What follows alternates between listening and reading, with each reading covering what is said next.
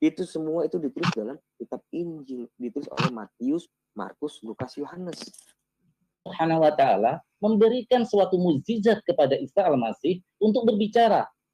Ketika Maria didesak dan dicemooh, Maria berkata, silakan kalian berbicara kepada anak ini. Weh, bagaimana mungkin kami bisa berbicara dengan anak kecil? Justru itu, kalau kamu memakai dalil itu untuk membuat Yesus menjadi anak Daud, ini sangat kontradiktif dengan sebuah kenyataan. Lihat sejauh mana Injil kamu dan Injil saya teruji secara historis dengan baik dengan orang Yahudi. Karena apa? Karena ini imbas dari sebuah mukjizat. Ketika dia kecil, dia bisa membantah bahwa dia bukan anak haram gitu. Ini yang saya maksud. Ini nggak keluar topik karena kita harus menelusuri sebuah kitab suci itu harus diikuti alurnya. Kalau masih itu mau dibahas, aku nggak mau bahas karena itu di luar dari konteks pembicaraan kita. Roti wa mubasyiron. Jadi Injil itu adalah kabar gembira dengan didatangkannya Rasul setelah dia yang bernama Ahmad. Jadi bahwa apa yang di Al-Quran, penulisan Injil, kisah-kisah Nabi Isa di dalam Al-Quran ini sesuai dengan rangkaian-rangkaian cerita yang dibangun di dalam Al-Quran. Narasi-narasi ayat-ayat sebelumnya dibangun di dalam Al-Quran.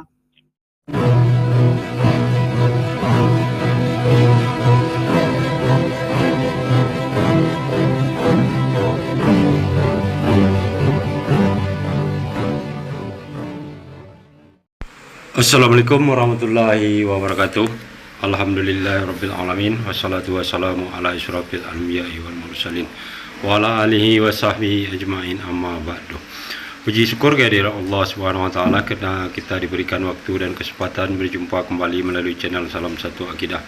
Semoga kita semua dirahmati Allah dan diberi kekuatan serta keteguhan hati di dalam iman Islam untuk terus meningkatkan iman serta ketakwaan kita terhadap Allah Subhanahu wa taala. Baik saudaraku semuanya, pada kesempatan kali ini saya akan menampilkan sebuah diskusi ya antara Farhan dengan Aderion, yang mana di dalam diskusi ini topik yang dibahas adalah tentang kitab suci masing-masing antara Bible dan Al-Quran ya. Karena di sini si Aderion mengatakan bahwa di dalam Al-Quran ada Injil ya, sementara dia juga mengatakan bahwa Bible itu adalah Injil. Nah, ini adalah suatu pemahaman yang sangat keliru, yang tidak sesuai dengan fakta sejarah ya. Nah, bagaimana diskusi ini nanti kita akan dengar bersama. Namun terlebih dahulu saya mengucapkan terima kasih yang setinggi-tingginya kepada saudaraku semua yang sudah mendukung channel ini dengan subscribe. Juga yang baru bergabung jangan lupa subscribe dan di-share. Begitu juga kita dukung channel Islam lainnya untuk terus menyuarakan kebenaran Islam serta membentengi umat dari upaya pemurtatan dan penangkalan akidah umat muslim. Nah, tanpa panjang mukadimah lagi, langsung saja kita simak diskusinya. Selamat mendengarkan.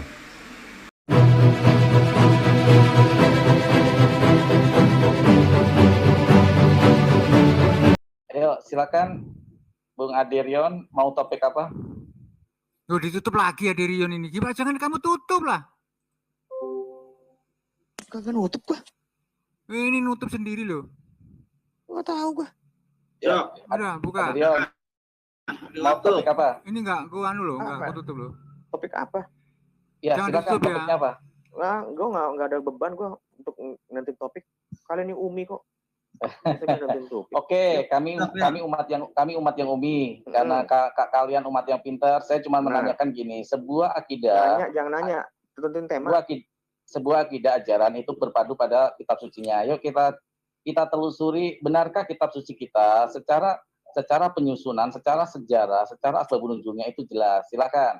Kitab suci mana dulu? Kitab mana dulu? Punya banyak. Bible lah, kamu kan panduannya Bible. Bible tuh banyak. Torah, Ya, Levin, perjanjian baru dong, yang Paulus, Lukas. Jangan bilang. Makanya kamu jangan bilang Bible. Torah itu juga Bible. Oke, saya bilangnya apa itu? Injil jelas lah. Oh, Injil. Saya nggak. Injil itu bukan diturunkan ke Anda, bukan. Loh, Injil nah itu ini bukan diturunkan ke Anda. berarti nggak usah ngomong itu. Jadi kitab Injil. kitab Anda itu Bible. Enggak. Bible perjanjian Nah, baru, ini yaitu yang bukan. Lukas, Paulus, Bukan. Markus, Yohanes. Perjanjian baru itu ada 4 kitab Injil di dalamnya. Ada kitab sejarah. Itu. Ada kitab surat-surat kiriman para rasul, baru kitab apostolik kitab Wahyu. Oke, Anda pahamin itu kan kitab Anda kan? Ya, tapi di dalamnya ada Oke. 4 kitab Injil. Di dalamnya termasuk dalam kitab Injil. Oke, saya mencoba mengikuti logika Anda sekarang. Bukan logika, itu bukan logika saya, itu bukan logika, itu kenyataan, fakta. Oke, saya ikuti narasi kamu. Sekarang kita bahas. Yuk kita bahas tentang periode penyusunan dan sejarah penurunan ayat-ayat itu ya. Loh, bahas kitab Injil gua. Iya, boleh. Loh, terus gua bahas apa? Kamu boleh tanya tentang Al-Quran, penyusunan Al-Quran. Enggak, tema, tentuin tema yang sama. Yang lu bisa pakai kitab lu, gua pakai kitab gua. Kita membahas satu tema itu dengan kitab masing-masing gitu. Oke, saya ngikut. Apa topik apa nih? Ya kitab Injil lah. Cara ibadah Yesus? Nggak usah, kitab Injil. Oh, kitab Injil. Kitab Injil apa? Kitab Injil yang diturunkan kepada Isa Al-Masih? Iya, kitab Injil alaihissalam, kitab Injil Allah itu yang diturunkan kepada Muhammad dengan kitab gua, kitab kanonik. Oh, boleh. Silakan. Ya udah. 5 menit aja ya. Nggak usah, 3 menit aja. Oh, 3 menit. Oke, 3 menit. Terus ngapain? Ya udah, kamu opening statement dulu. Pakai waktu nggak? Silakan. Timernya Mas Dedi. Atau siapa bantu timer itu? Bentar ya. Ini ya, peraturan nggak boleh kutip kitab gua. Loh? Iya. Loh? Iya. Lu kitab Allah Subhanahu wa taala kok. Sama kitab kanonik. Nggak boleh. Itu peraturannya, Pak Zulfikar. Oke, ya. Itu nggak boleh kitab gua. Iya, Gua juga nggak akan kutip kitab lu. Iya, nurut aja aku karena aku orang Terus tua. titik diskusinya di mana nantinya? Udah itu dari sudut pandang Quranmu dengan sudut pandang kitab Injil. Kan itu dong. Oke, ya. Dari Aderian dulu ya. Oke, siap, silakan. Silakan deh. Timer dimulai sekarang waktu Aderion berbicara. Ya, Injil itu artinya secara etimologi, yaitu seperti yang kemarin udah aku sampaikan ke Pas Farhan itu kemarin, terdiri dari kata eu itu artinya baik, angelon itu kabar. Jadi Injil itu tuh bukan kitab pada mulanya, tapi sebuah kabar baik yang diberitakan. Di dalam kitab Injil dijelaskan semua tuh memberitakan Injil, tidak menuliskan kitab. Perbedaan dengan kitab Injil itu, lalu apa itu kitab Injil? Ya, kitab Injil itu adalah kitab yang menulis tentang kabar Injil yang dikabarkan oleh Yesus. Peristiwa-peristiwa yang dialami oleh Yesus. Misalnya contohnya penyalipan itu ditulis di dalam kitab. Kesaksian tentang Yesus. Misalnya kesaksian dia tentang disunat 8 hari. Itu kan bukan firman, bukan perkataan. Tapi ada kesaksian dari mana? Dari ibunya. Itu semua itu ditulis dalam kitab Injil. Ditulis oleh Matius, Markus, Lukas, Yohanes. Bahkan Paulus pun itu tulisannya itu bukan disebut kitab Injil, tapi surat kiriman Paulus terhadap jemaat-jemaat saat itu. Itu sesimpel itu kitab Injil. Dari kata eu angelion. Orang Mesir itu dulu nyebutnya Inggil. Kalau di Afrika disebutnya Wangil.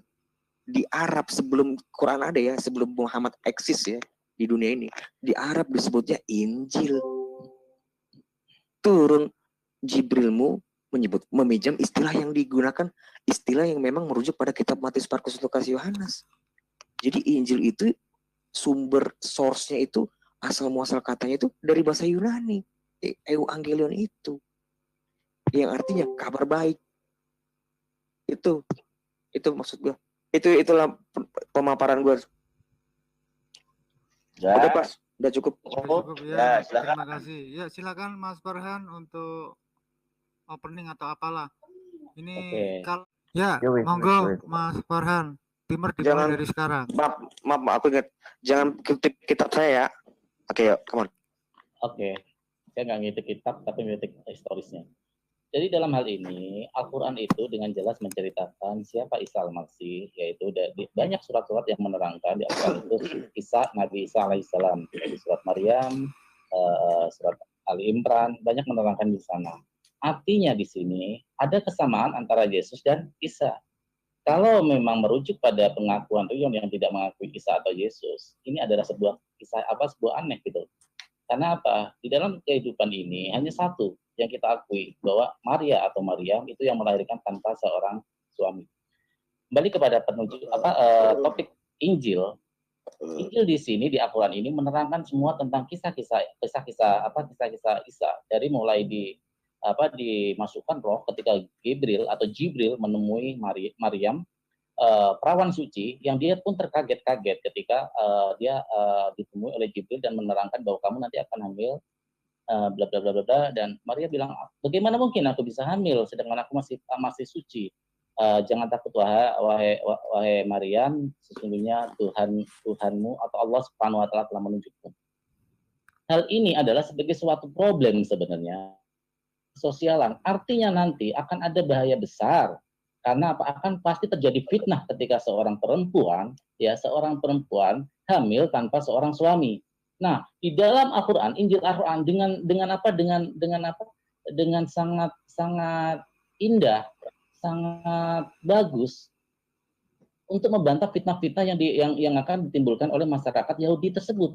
Artinya apa? Di sini ketika kitabnya mereka tidak mencari solusi untuk gimana nanti kalau Isa dilahirkan, apa nggak menjadi gunjingan buat Maryam, apa nggak menjadi gunjingan buat keluarganya, ya, malah mereka merujuk kepada sebuah kisah alogaris yang bilang bahwa dia menikah dengan Yosef. Oke, itu hak mereka. Tapi Allah dengan indahnya di Al-Quran menerangkan Injil ini Injil yang di Al-Quran ini, kisah Isa ini menerangkan dengan indah.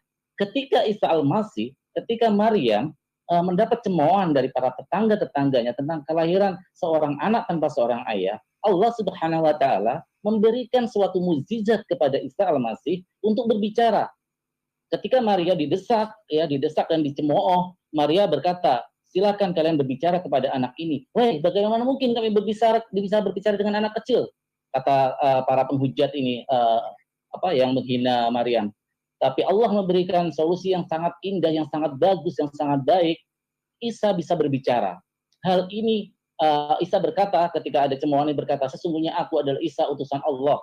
Ini adalah sebuah jawaban dan membuat masalah ini selesai tanpa merusak nasab. Bagaimana mungkin di budaya tradisi Yahudi menikah ya, nasab yang tidak menjadi anak biologis dia. Ini tidak dikenal dalam budaya Yahudi tentang anak angkat. Nah, inilah yang saya... Terima kasih Mas Farhan. 3 menit sudah berlalu. Ya silakan Mas Ade. Bentar dulu. Oh, bisa screenshot. Bentar lo ya, bentar ini tentang. Boleh. Ini berapa menit nih? Iya 3 menit. Oh, 3 menit. Nggak ada ini ya, nggak ada timer ya? Ada timernya, cuma nggak bisa aku munculkan di screen. Oke, boleh. Ya, siap. Ya kalau kamu nggak percaya ya, kamu pakai timer kamu sendirilah. Nggak, aku nggak tahu. Kamu percaya apa enggak dulu? Wani piro? 1000. Ya udah siap. Oke ya, timer dimulai waktu Adirion ngoceh. Tentang masalah tidak memiliki bapak itu, sebenarnya solusi dari malaikat Gabriel itu pada saat itu bahwa Yusuf disuruh tetap menikahkan Maria. Kurang besar suaramu. Yusuf diperintahkan untuk tetap menikahi Maria gitu loh. Karena begini loh, di Al-Masih itu kan anak Daud, anak Abraham, anak Daud, maksudnya dari turunan Daud. Itu pasti diambil dari keturunan laki, patriark kan. Mereka kan patrialisme kan, dari orang Yahudi itu kan. Nah, kalau tentang kealmasihannya itu tapi tidak memiliki bapak, lalu dari mana dia sebagai anak Daud itu membuktikan kalian kalau Isa Al-Masih itu anak Daud? Itu jadi solusi dari malaikat Gabriel itu pada saat itu ada juga, dan dia disuruh pergi ke Mesir selama 2 tahun kalau nggak salah nih. Tadi gue mau nyari itu lupa gue ya di mana. Tapi bisa kalau misalnya disuruh nyariin. Solusinya itu dia disuruh lari 2 tahun di Mesir, melarikan diri ke Mesir karena waktu itu ada ancaman dari Herodes untuk membunuh setiap anak yang berumur berapa tahun, gue lupa deh, 2 tahun juga ya mungkin. Itu solusinya. Nah gue heran kalau misalnya Al-Masih kan, kalau di kalian kan dia tanpa bapak gitu. Lalu kealmasiannya dia tuh dari mana? Tanpa bapak itu bagaimana dia disebut Al-Masih, anak Daud itu? Coba bisa dijelaskan nggak, Mas Farhan? Waktu masih panjang? Udah itu aja.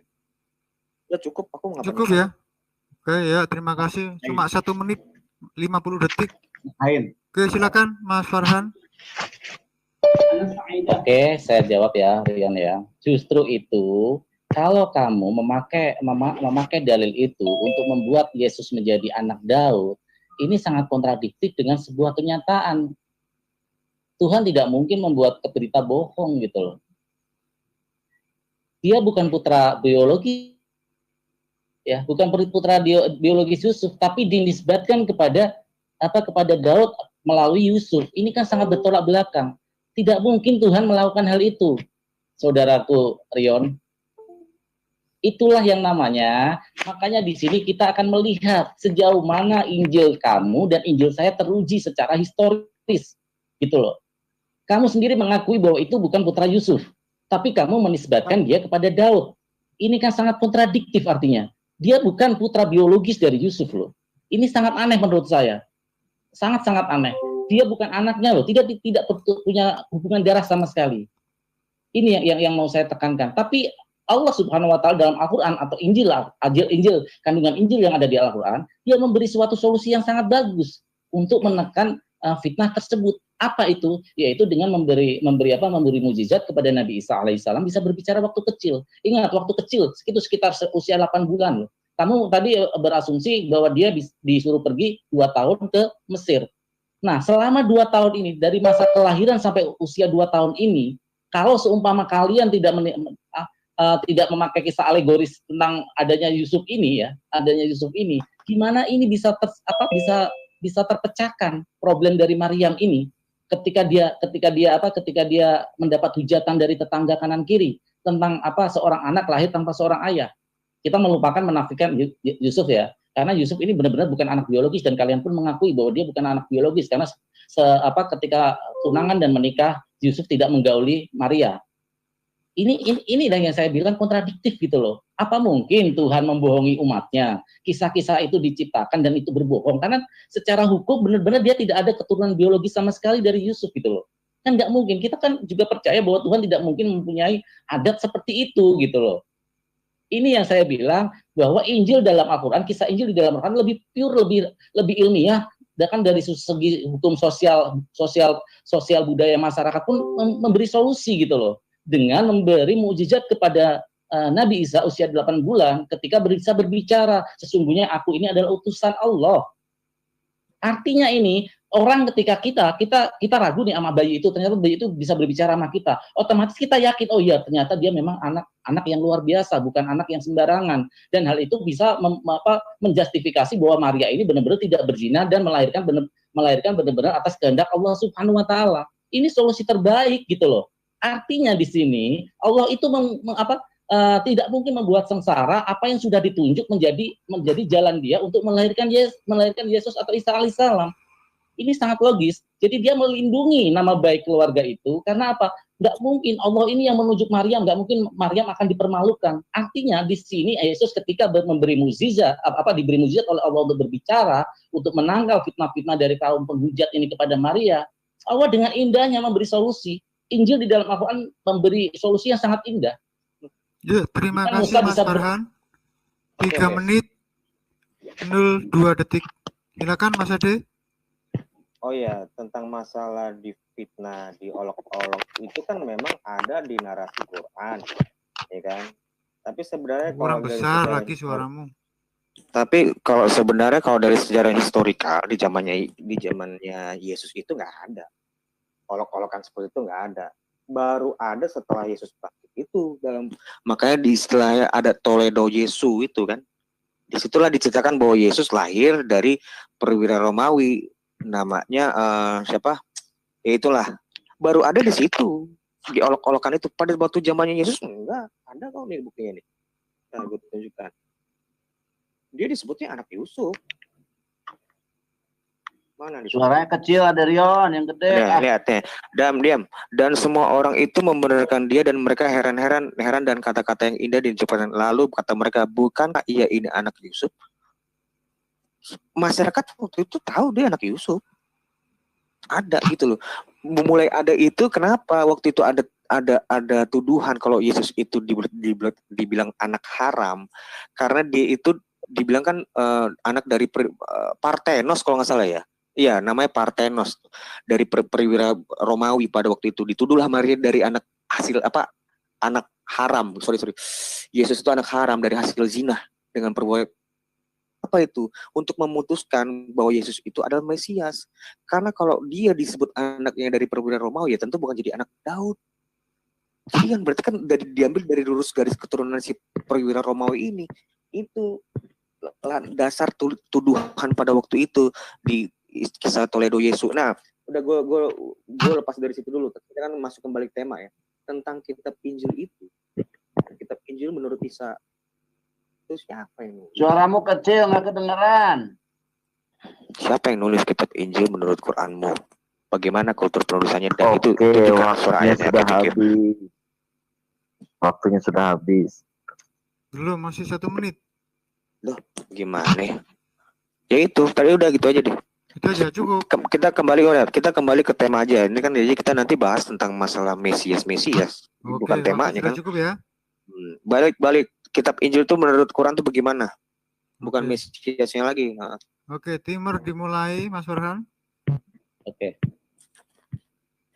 Sebenarnya topiknya tetap sama, Rion, karena dalam sebuah kitab Injil kamu kan kamu anggap suci, dan kami juga menganggap Injil yang di dalam Al-Quran, kisah-kisah Isa ini adalah kisah suci. Sebuah kisah suci tidak mungkin terjadi penyelewengan gitu loh. Ini yang mau saya giring ke topik ke sana sebenarnya.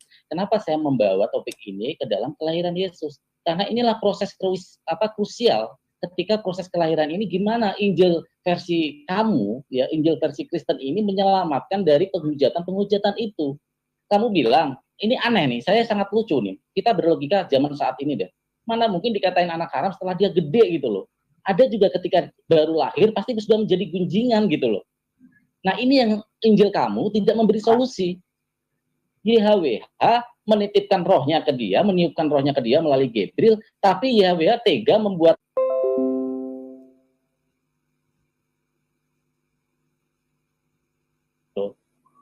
karena nggak mungkin Tuhan membiarkan dia menderita. Nah, yang saya heran kamu membawa ketika dia udah gede baru dikatakan seperti itu. Ini kan nggak mungkin. Coba kalau seumpama masa kecil Yesus tidak seperti itu, gimana mungkin orang Yahudi akan menganggap Yesus ini orang yang benar?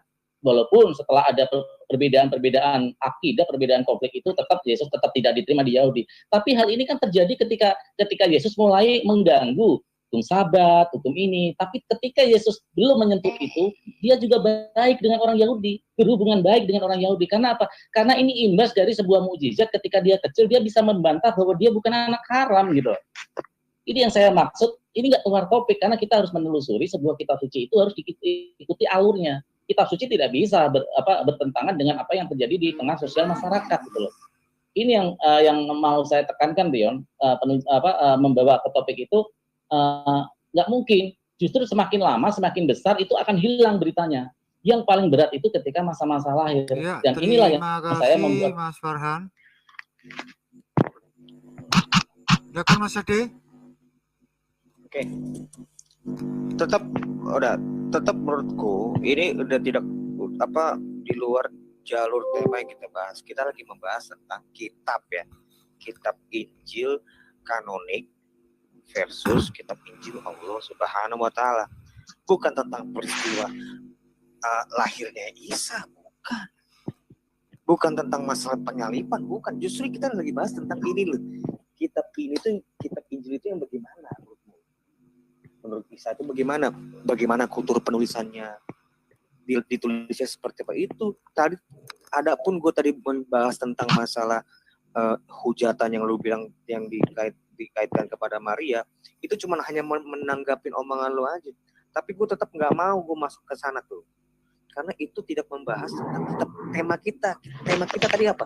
Kitab Injil Allah Subhanahu wa taala versus kitab Injil kanonik. Tadi makanya tadi di presentasi saya menjelaskan kitab Injil itu bukan artinya kitab. Itu Injil itu artinya itu berisik suaranya. Injil itu artinya kabar baik, itulah yang diberitakan, disampaikan dengan oral. Adapun kitab Injil itu dituliskan oleh penulis-penulis ini, itu menuliskan tentang kabar Injil yang dikabarkan Yesus, satu peristiwa-peristiwa yang dialami Yesus, kesaksian-kesaksian yang dialami Yesus. Itu contohnya bisa penyaliban, itu ditulis tentang sunat.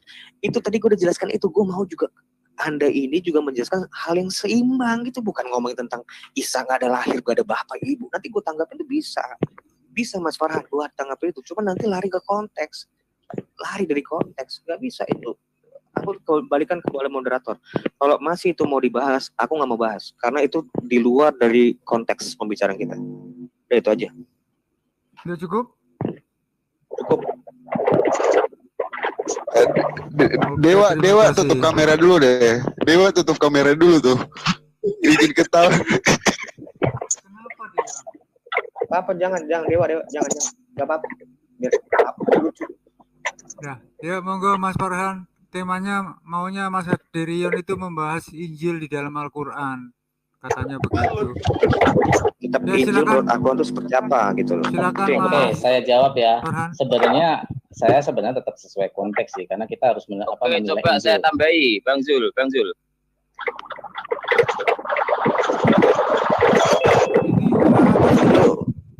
Turun dari kapal dulu, Mas. Aku udah orang kereta. Bentar. Assalamualaikum, Bang Zul. Aku tambahi, aku ya ingin ngasih pelajaran itu untuk Haderion tentang Injil yang dalam Al-Qur'an. Abdi, ini kan apa tuh boleh, ya? Boleh. Pakai timer kita ini sama Ade sama Mas Farhan. Jadi kalau lainnya ikut komentari, nanti Kristen ikut komentari jadi kacau balau. Sementara tahan dulu ya. Ini waktunya masih pakai timer ini. Tahan dulu Mas Abdi. Silakan Mas Farhan.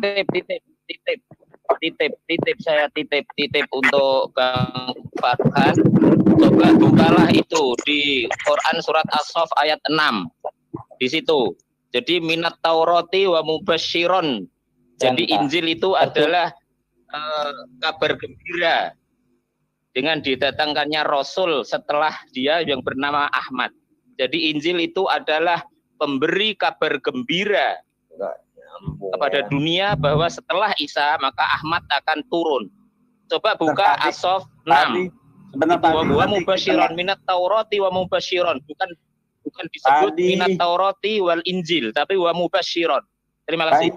Tadi dengan segala hormat saya minta ya, ini karena sedang takutnya ada pemikiran lain dari pihak sana. Walaupun semestinya bagi saya sih nggak masalah ya, kalau memang mencari penjelasan. Tapi takutnya malah, tolong sabar dulu ya. Pak Farhan dilanjut. Oke, saya lanjut ya.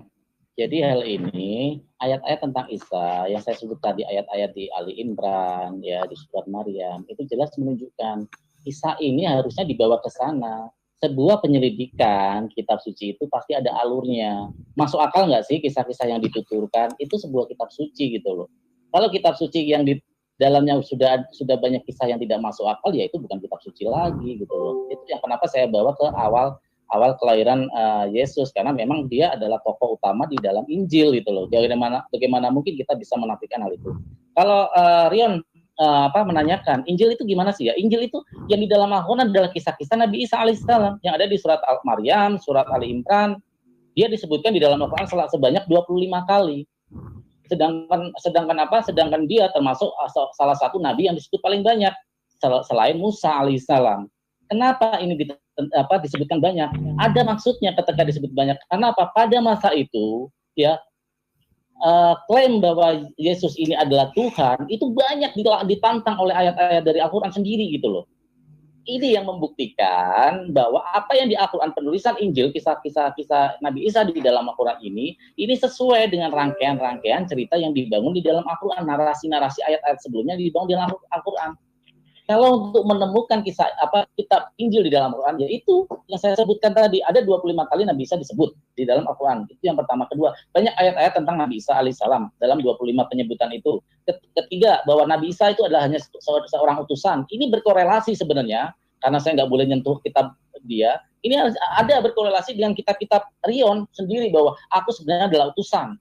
Bapak lebih besar daripada aku. Ini jelas, artinya ini membuktikan apa kisah yang ada di Al-Quran ini benar gitu loh. Kisah yang di Al-Quran ini benar. Ini yang menunjukkan bahwa apa kisah yang di Al-Quran ini adalah Injil yang asli kisah Nabi Isa ini. Karena apa? Berkesesuaian dengan apa yang ditulis di dalam kitab dia sendiri gitu loh. Sebelum ada surat-surat Paulus lah sebelum di itu ya. Nah, kalau kita membahas tentang memisahkan Injil dan Al-Quran, nggak bisa tentu saja, karena Injil di dalam Al-Quran itu adalah satu kesatuan, satu mushaf gitu.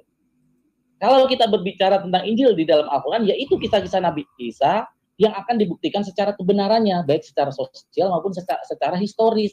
Makanya saya bawa adalah kelahirannya itu. Kalau Aderian tidak mau membahas itu, sekarang gantian saya tanya ke dia. Bagaimana kamu menunjukkan, padahal kamu mengakui sendiri bahwa tradisi Injil di dalam agama kamu adalah oral. Kamu bisa menunjukkan bahwa satu Injil, ajaran Yesus yang dibilang Injil itu, kabar baik itu, diajarkan atau diterapkan oleh kaum kalian. Padahal di dalam ayat kitab kalian sendiri jelas, sesungguhnya aku tidak akan pernah merubah hukum Taurat ya sebelum langit runtuh ya 1 iota pun. Ini jelas menyimpang dari Injil. Kalau itu dibilang Injil, karena itu ucapan Yesus. Kamu bilang bahwa itu adalah tradisi oral, berarti ini termasuk dalam pengajaran kabar baik itu. Gimana kamu menganggap bahwa ini kabar baik dan ini adalah sebuah Injil kabar baik? Kamu bisa merubah hukum-hukum tersebut, ya. Dan yang merubah itu adalah Paulus gitu loh. Terima kasih, waktunya ini sudah habis. Sekarang sekarang lihat dulu screenku. Halo, aku punya kucing. Nah, kucingku warnanya kuning. Itu aja sih. Sekarang Mas Aderion silakan lanjut. Ada kucing garong depan. Enggak gini, gue mau share waktu Mas Farhan. Waktu gue dipakai. Gue dapat berapa waktu sih, Pak? Kamu maunya berapa? Sebenarnya tadi 3 menit. 3 kurang. menit. Kurang. Gue kasih enggak apa-apa. Gue cuma sebentar. Iya, enggak apa-apa. Gue mau waktu gue dipakai aja enggak apa-apa. Gue pengen ngomong lagi. Enggak, adil aja. Kalau kamu minta 5 menit ya tak kasih 5 menit. Aku ini murah hati sama kamu kok. Aku cuma 30 detik. Berapa detik? 30 detik ini. 30 detik. Sekarang Mas Farhan ganti. Nah, sisanya pakai Mas Farhan. Enggak apa-apa. Ayo. Ya udah silakan dilanjut. Nah, itu tetap kalau yang Mas Farhan jelaskan itu tentang kisah-kisah, itu tidak menghubungkan hubungan kausal antara kisah dengan kitab gitu loh. Tadi gue udah jelaskan kitab itu ditulis sama Matius, Markus, Lukas, Yohanes mengenai yang tadi gue udah ngomongkan. Ini kalau gue ngomong lagi ketiga kali itu gue sebut ya. Itulah kitab Injil itu menulis tentang kabar yang Yesus alami atau kabar Injil yang Yesus kabarkan, peristiwa yang dia alami, kesaksian-kesaksian yang dia terhadap Yesus itu sendiri. Contoh-contohnya juga tadi gue udah jelaskan ya kan, tentang penyalipan contohnya tadi. Nah, kalau kamu ngomongin tentang masalah kisah-kisah Isa di dalam Quran, itu bukan menjelaskan bahwa itu adalah kitab Injil. Pertanyaanku itu kan kitab Injil itu menurut Quran itu seperti apa gitu loh? Siapa yang nulis? Udah 5 Apakah jam dari Allah kepada Isa? Ada. Oke. Itu yang gue mau, bukan tentang kisah. Coba silakan. Udah 10 jam ya. Dipakai 10 Oke, Mas jam. Aderion, saya bedakan ya. Kalau kamu bilang kitab itu berarti berbentuk materi ya. Kalau kamu berbentuk menyebut kitab itu berarti berbentuk materi. Itu harus diceritakan semua secara utuh ketika penulisan wahyu turun kepada yang menuliskan. Karena ini tidak bisa dipisahkan gitu loh. Tidak mungkin saya menceritakan hanya kisah Nabi Isa, padahal itu berkorelasi dengan sejarah penulisan Al-Quran itu sendiri, Mas Rion. Nah, ini yang saya aneh dari Mas Rion. Ada paradok kayaknya, Mas Rion. Mas Rion mengatakan bahwa pengajaran Yesus ini tidak mementingkan kitab loh ya, tidak mementingkan kitab, tapi Mas Rion bilang itu sebuah kitab. Aneh. Mas Rion bilang Yesus itu adalah pengajarannya melalui oral, tradisi oral. Dia berbicara. yang menuliskan ya adalah Markus dan Matius.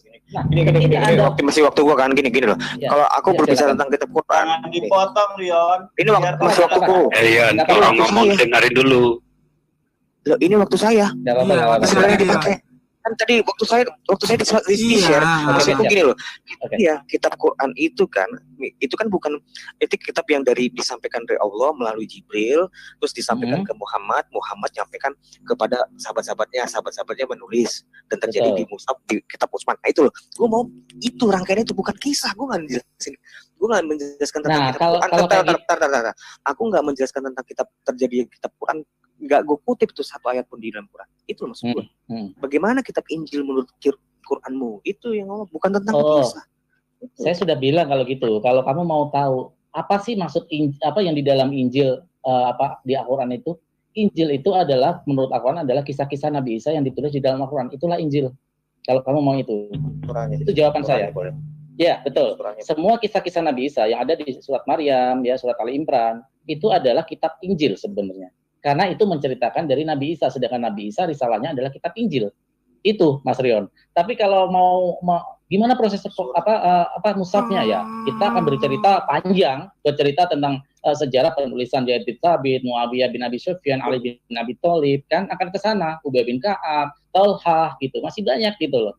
Dan ini pasti akan memakan waktu banyak lagi. Ini topiknya pasti akan terlempar dari topik kita.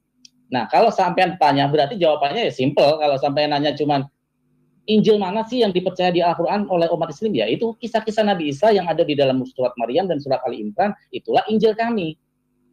Nah, makanya tadi sebenarnya salah persepsi Anda ketika saya bawa ke dalam posisi ketika Isa lahir. Karena di situ akan dua kitab Injil yang Anda pahami, dan kitab Injil yang saya pahami dalam kisah-kisah Nabi Isa di dalam Al-Quran, itu harus kita komparasi. Artinya, di mana dua kitab Injil ini bisa memberi solusi ketika Nabi Isa mengalami masalah dan Maria mengalami masalah. Sebenarnya itu harusnya topiknya kita gali ke situ. Tapi kalau kamu cuma nanya mana sih Injil menurut Al-Quran, ya jawabannya simple, nggak cuma nggak perlu 1 menit. Saya cuma mana sih kok aku nanya, bukan mana sih, enggak. Bagaimana kitab Injil itu menurut Quran? Penulisannya seperti apa? Seperti kayak Quran itu kan tadi seperti kita tahu Allah, Jibril, Muhammad, sahabatnya, itu loh. Itu. Sekarang waktunya kayaknya udah selesai deh kayaknya topik ini, karena pasti akan balik lagi ke situ. Betul sekali. Oke ya, Bang Ade ya. Bang Ade udah ya. Sekarang waktunya Mas Aderion untuk opening statement. Closing. Opening dong. Opening saja. Kamu harus opening sama saya, ayo. Jangan begitu ya, jangan macam-macam. Enggak, jadi closing statement gue ya. Tak kasih waktu 3 hari 3 malam untuk closing statement. Silakan, dimulai dari besok. Boleh. Enggak, yang tadi kan aku maksud gini loh, kenapa aku sebut kitab Injil Allah Subhanahu wa Ta'ala versus kitab Injil kanonik. Maksud gue ini kita mau menghadirkan ini loh, kitab Injil yang dimaksud Quran seperti ini, kitab Injil kanonik seperti ini, karena kitab Injil kanonik itu kitab yang bukan diturunkan kepada Isa alaihissalam, bukan diturunkan kepada Yesus. Justru kitab Injil kanonik itu menceritakan tentang sang firman itu, ditulis oleh kitab Mat, makanya disebut kitab Injil berdasarkan kedengaran. Kitab Injil berdasarkan kesaksian Matius, Markus, Lukas, Yohanes. Itu bukan kitab Injil Bapa, bukan. Tapi kitab Injil yang menjelaskan tentang sang firman itu. Nah, apakah seperti itu? Itu kalau memang bukan seperti itu, lalu seperti apa? Bukannya menceritakan tentang kisah-kisah di dalam Quran, bukan. Aku juga bisa menjelaskan tentang pembentukan kitab Quran secara historikalnya tanpa mengkutip satu ayat pun dalam Quran. Bisa. Mau saya itu tadi kayak begitu. Bukan ngomongin tentang ayat. Jadi kalau kamu membahas tentang masalah kelahiran Yesus tanpa anak, tanpa bapak, di dalamnya juga ada tentang penyalipan. Di dalamnya juga ada ngomongin tentang masalah khotbahnya di Bukit Zaitun. Nah itu kan itu gak ada hubungan dengan kitab. Maksudnya itu gak ada hubungan langsung bahwa itu adalah kitab Injil. Maksudnya gini loh, sorry, maaf, aku perbaikinya. Yang Mas jelaskan tadi itu tentang kisah. Sorry, maaf, ada telepon. Tentang kisah gitu, bukan tentang sistematika penulisan kitab Injil. atau bagaimana kultur penulisannya deh, nggak usah lo tahu, gue nggak perlu nanya detail deh, kultur penulisan itu seperti apa, apakah dari Jibril ke Isa, Allah ke Isa, Isanya nulis, atau Isa ke Hawariyun, Hawariyunnya nulis, itu yang gue mau. Dari tadi bukan tentang kisah gitu ya Mas. Jadi dari tadi kita omongin nol, kita nggak membicarakan, Mas itu nggak membicarakan tentang tema, malah sibuk ngomongin tentang nggak ada bapak. Apa? Nggak ada bapak itu apa hubungannya sama kitab? Itu isi kitab, justru kita bahas tentang kitab ini, kitab bagaimana sih? Itu loh pembahasan saya. Seperti itulah. Coba, masih ada waktu Kristen ya? Masih ada waktu ya? Dikit lagi ya Rion ya? Dikit aja ya? Oke, kesalahan yang saya lihat sejak zaman Muhammad itu adalah Muhammad gagal total memahami apa itu agama Yahudi. Gue izin Pak. Kemana? Dia gagal total. Kemana itu? Ini waktumu loh, Aderian. Oh, tunggu, saya lanjutkan. Saya lanjutkan boleh nggak? Silakan, sudah selesai ya sudah. Oh ini closing statement. Sudah selesai. Oke, nanti lanjut sama yang lain. Saya keduanya. Ya silakan. Saya yang closing statement ya. Sebentar saja Pak Sul, saya sebentar saja. Ya, nanti yang lain saya swasta nanti yang lain. Nanti yang lain. Ini satu hal ya. Silakan. Oke, terima kasih. Joker swasta kasih waktu 3 hari 3 malam kamu nanti. Silakan Mas Farhan. Jadi inilah kegagalan ketika mereka menanyakan Injil di dalam Al-Quran. Mungkin mereka berpikir kita ini Islam ini tradisi manuskrip. Jadi mereka mungkin berfantasi liar ya. Orang Kristen ini kan suka berfantasi liar dia ya. Dengan mengabaikan logika-logika otak sehat mereka. Jadi gini loh. Rion tadi dalam narasinya berkata bahwa dari mana sih mereka atau Isa menulis terus Hawariyun menulis. Lah itu bukan jarak 600 tahun gimana mungkin gitu loh. Yang dimaksud dalam surat Injil di dalam Al-Qur'an itu adalah firman Allah memberitahukan kepada Nabi Muhammad SAW tentang Nabi Isa. Kenapa ini diceritakan? Ingat ketika zaman itu di Mekah maupun di Madinah, terutama di Madinah banyak kaum-kaum yang menjadikan Yesus ini Tuhan. Dan ini turunlah ayat yang menangkal atau menyangkal atau mengkanter berita-berita yang dianut oleh orang-orang Kristen ini di zaman itu. Farhan, abis ini saya nyangkal ini dong, beri kesempatan juga dong. Iya, boleh nggak? Aduh, swasta jadi buyar. Tolong dong, ini nanti kamu bisa amankan atau udah terakhir ini nanti buka lagi. Kalau kamu mau nyangkal bisa dikasih sesi lagi. Kamu nyangkal nanti bisa sangkal deh. Jadi aneh gitu loh mereka ketika Rian berpikir bahwa Al-Quran itu dari manuskrip yang ditulis Isa melalui muridnya Hawariyun terus kita salin ke dalam Al-Quran. Bukan seperti itu Injil dalam Al-Quran. Semua Al-Quran tidak ada yang namanya manuskrip dari zaman dulu, nggak ada. Beda sama kalian. Kalian itu gila dengan manuskrip yang sangat lemah secara penulisannya. Tokoh-tokohnya pun nggak jelas, siapa perawinya, sanad matanya nggak jelas kalian itu. Nah, Isa sendiri di dalam Al-Quran diceritakan yang kita sebut Injil Al-Quran itu disebut di 34 ayat di dalam Al-Quran. Al-Baqarah 87, 56, 256, 258, Ali Imran 45, 59, 54, 35, 55, 84, banyak sekali. Hampir 34 ayat menceritakan tentang Nabi Isa. Artinya di sini ketika Allah menceritakan di dalam Al-Quran memberi firman kepada Rasulullah, di situ asbabun nuzulnya adalah masyarakat Kristen yang menyembah atau menuhankan Yesus, dan ini dibantah secara langsung oleh Allah Subhanahu wa taala melalui firman-firmannya. Dan ini tetap berkorelasi. Makanya saya bilang tadi kepada Rion bahwa ayo kita gali secara historikal. Karena apa? Namanya kitab suci pasti menceritakan sesuatu, ada sejarah, ada rangkaian kronologis di sana.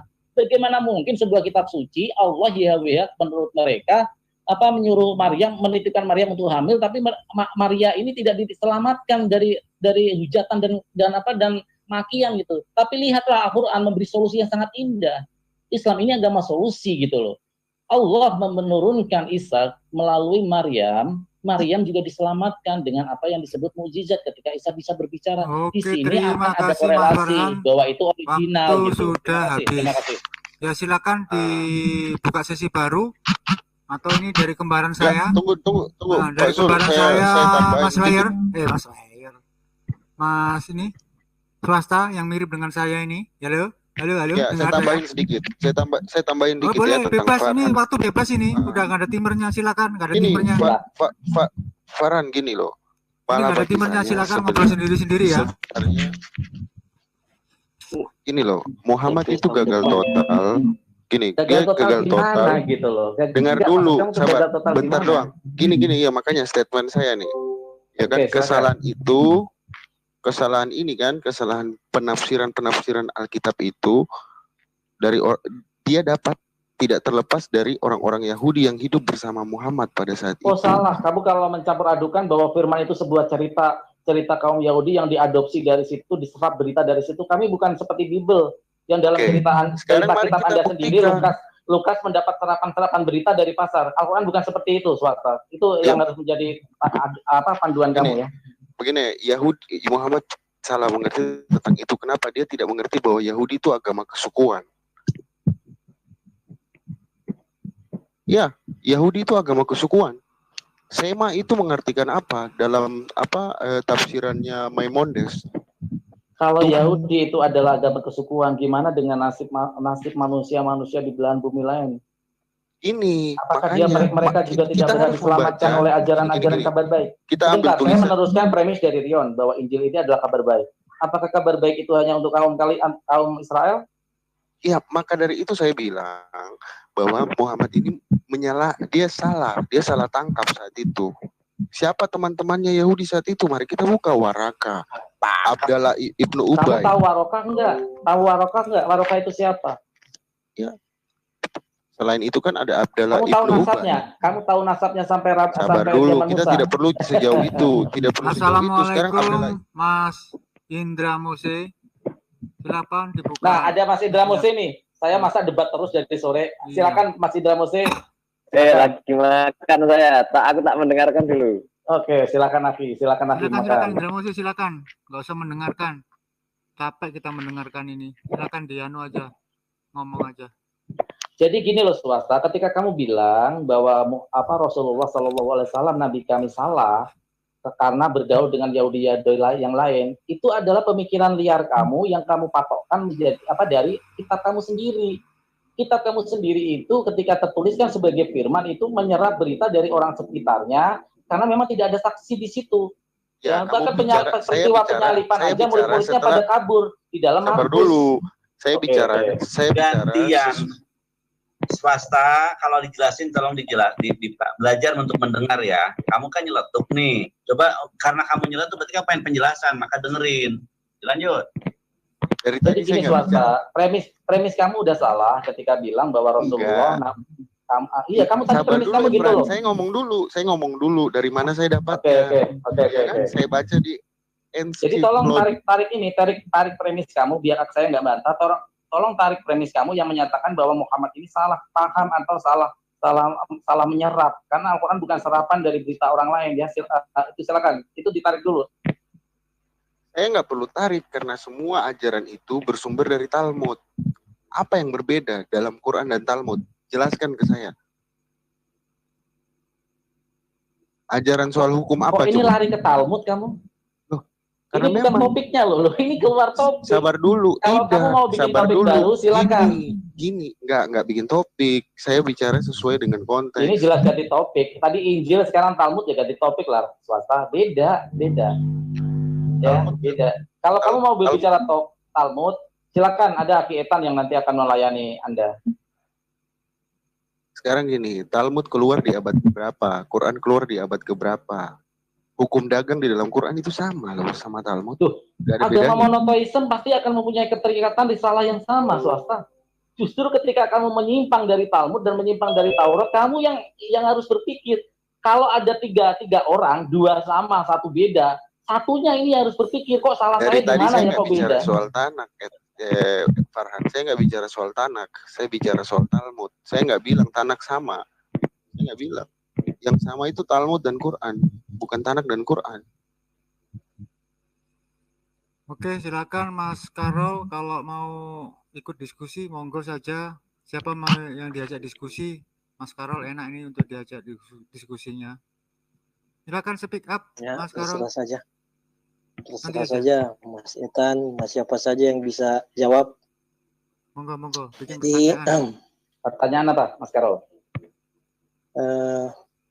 Kelanjutan dari tadi, jadi kan kalau menyembelih itu kan tidak boleh keliru. Kalau salah keliru, sembelihannya itu jadi hukumnya jadi bangkai. Nah itu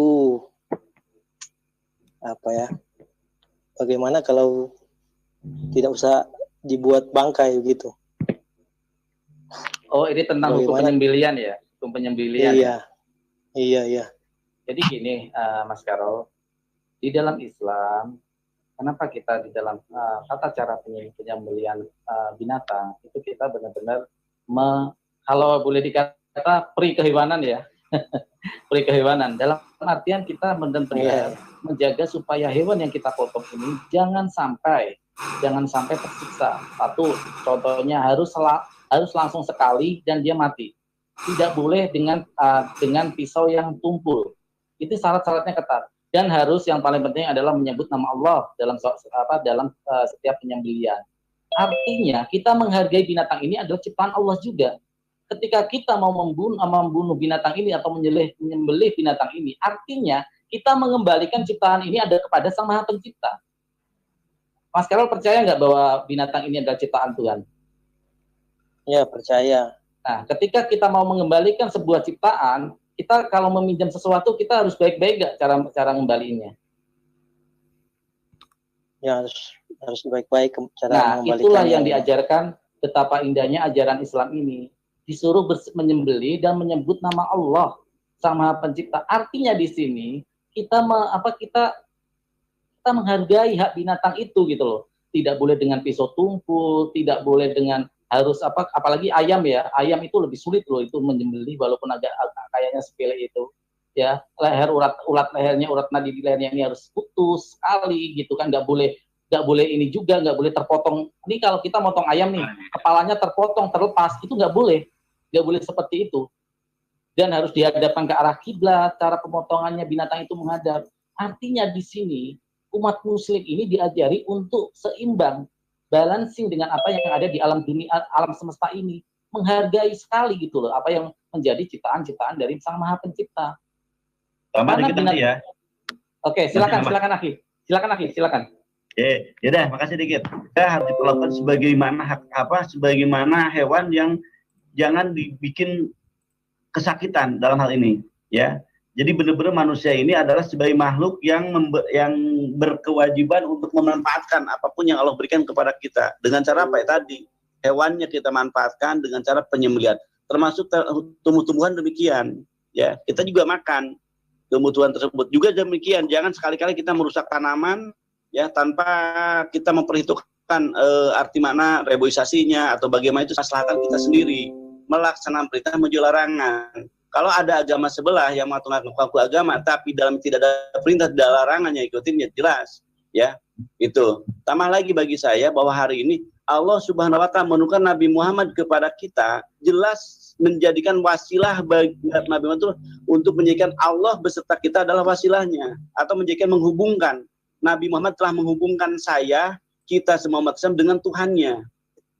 Apa keuntungan dari semua aturan-aturan yang diberikan oleh Nabi Muhammad kepada kita dengan penyembelihan? Apa untungnya Nabi Muhammad? Artinya di sini benar-benar Muhammad sebagai Nabi Allah, pengajaran dari Allah diberikan kepada kita. Dia sebagai guru bagi kita umat Islam. Dia teladan, dia Nabi, dia Rasul. Jelas-jelas memberikan hubungan, mengkaitkan antara kita dengan Allah. Bagaimana memperlakukan hewan. Sangat jelas. Ini aturan, perintah, ada larangan. Terhadap hewan itu demikian. Kalau ada larangan dalam konsumsi terhadap, pasti dalamnya ada hal yang positif yang Allah berikan kepada kita. Tumbuhan pun demikian, ada yang diharamkan. Iya. Lalu gitu. Poinnya apa, Karol Alvin? Poinnya apa yang kamu cari ini apa poinnya? Dia bertanya kepada kami bagaimana ya kan cara penyembelihan yang bagus, maka itu yang saya berikan bahwa Allah Subhanahu wa taala ajaran Nabi terima Muhammad. Kasih tadi dijelaskan tentang hewannya ada manfaatnya ya kan tadi dikatakan manfaatnya. Ya, jadi ada sebagian orang juga memang melihat hewan itu punya manfaat dari dalam segi keseimbangan juga kan. Jadi tanpa mereka disembelih, tanpa mereka memanfaatkan manusia seperti sewajarnya sekarang dianggap wajar. Mereka itu sudah punya andil dalam keseimbangan dunia, keseimbangan alam, keseimbangan lingkungan. Nah, pinter nih, Carol cerdas, betul seperti itu. Penyembelihan itu coba adalah diam dulu, Efran, dia mau tanya apa poin dia gitu loh. Poinnya tadi udah nanya, kamu pas tadi udah nanya dan udah dijawab. Dia menyimpulkan bahwa apa yang telah diajarkan oleh Islam dengan cara pemotongan yang tidak seperti motong anjing yang digebukin dulu. Saya sering loh waktu di Medan itu ya, ketika membunuh anjing itu ya direndam di sungai sampai mati, digebukin dulu. Itu ada kan sangat berbeda dengan ajaran agama, ya. Cara potong anjing cara memotong sekarang cara potong anjing dalam Islam gimana? Memotong ayam kami bukan tradisi, bukan ritual. Kami cara potong ada ayam dengan ibadah. ayam. Ini ayam dengan ayam, anjing dengan anjing. Cara potong anjing gimana? Jadi ya yang saya katakan tadi sebenarnya tanpa penyembelihan sekalipun sebenarnya mereka itu sudah hidup sewajarnya dan sudah memberi sumbangsi kepada lingkungan bahkan manusia. Jadi ketika siapapun, ketika hewan apapun itu disembeli atau dieksploitasi, sebenarnya itu manfaatnya hanya untuk lebih banyak ke manusia, bukan kepada lingkungan. Di zaman Menteri Lingkungan Hidup, Menteri Perindustrian Siti Nurbaya, industri sapi pernah sebenarnya hendak diberikan investasi yang sangat besar. Tetapi setelah disadari bahwa sapi itu punya efek tertentu juga pada lingkungan hingga efek mempercepat global warming, maka regulasi investasi itu direvisi, dilihat kembali, diubah oleh kementerian atau oleh pemerintah. Demikian. Begitu. Monggo Mas Indra, barangkali bisa menjelaskan kepada teman-teman Kristen di sini. Indra Moses, silakan. Iya. Sorry aku ini yang pagi kan menjelas. Lagi acara makan aku. Makan apa nih? Ini mau makan ikan mujair nih. Ya. Okay. Coba kan itu pertanyaan tadi yang untuk menyembelih kayak ayam, kan sapi. Coba sekarang menurut ajaran agama Kristen gimana? Coba silakan swasta dijelaskan seperti apa itu penyembelihannya dan bacaannya seperti apa gitu. Coba dijelaskan supaya kami paham gitu.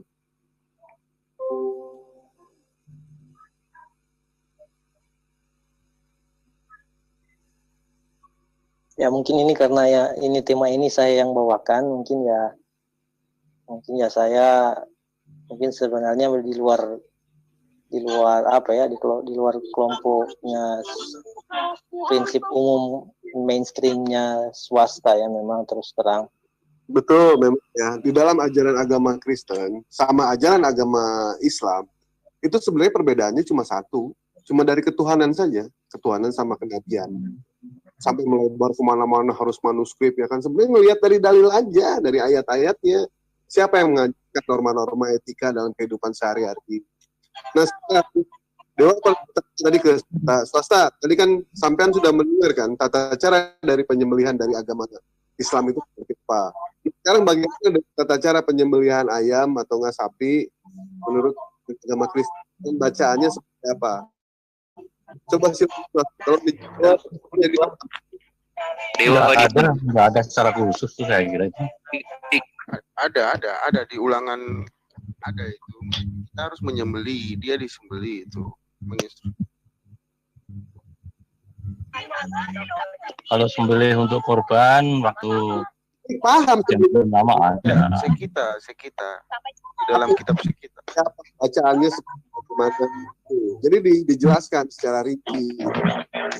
Gitu. Baiklah, mungkin kalau Bang swasta ini masih mungkin mencari jawaban atau menyusun jawabannya, saya hendak memberikan bandingan ya mengenai aturan-aturan terhadap sembelihan atau terhadap hewan ini. Saya ingin menunjukkan satu pengalaman seorang Mike Tyson ya. Ketika dia berhijrah, dia sepertinya masih banyak buat masalah. masih banyak buat kasus sepertinya. Dan ketika dia menjadi dia sepertinya tidak lagi mau berurusan dengan sembelihan-sembelihan atau eksploitasi seperti itu. Yang saya kenal dia sekarang, Mike Tyson ini jadi lebih